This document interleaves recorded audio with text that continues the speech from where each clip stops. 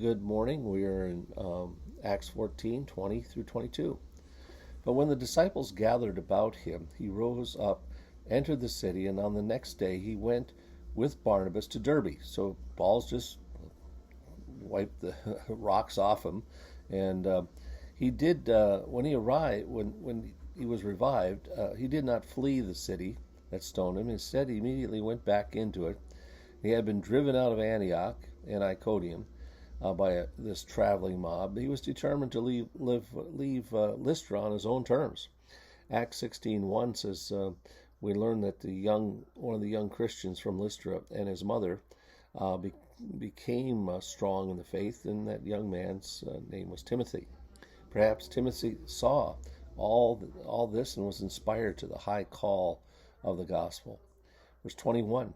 When they had preached the gospel in that city, they made many disciples. Despite the persecution of Lystra, despite the stoning, God continued to work. Then they moved on to Derbe, 20 miles away, yet Paul and Barnabas continued their work, preaching the gospel and making disciples. The Great Commission commands us to make disciples, but it doesn't stop there. We see a second part in this church that Paul carried out. It says they returned to Lystra, here they are in Derbe, made disciples, went back to Lystra and to Iconium and to Antioch, the three cities that persecuted him, strengthening the souls of the disciples, encouraging them to continue in the faith, saying that through many tribulations we must enter the kingdom of God. They saw the tribulations. Notice tribulations. The word will pop up a little later too. As Paul and Barnabas decided to head back home to Antioch, they passed through the cities they had visited before to strengthen and encourage the Christians who lived there. Paul and Barnabas wanted to do far more than gain conversions. They had a passion to make disciples, to strengthen their souls, and they needed to be exhorted. They needed to be encouraged. They needed to continue in their faith. It's only going to take your lifetime to grow up.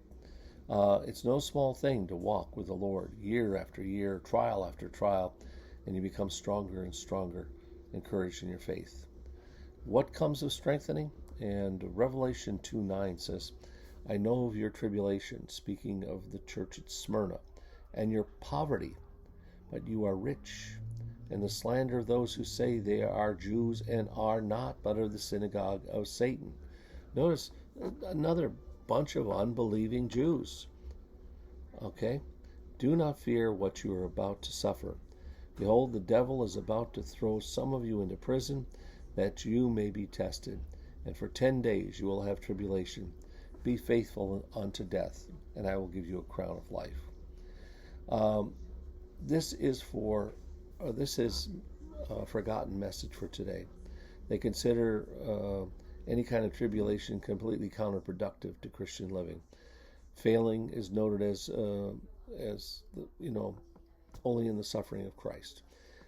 Listen, you are going to be persecuted. You're going to face tribulation. And this is what God uses to grow you up.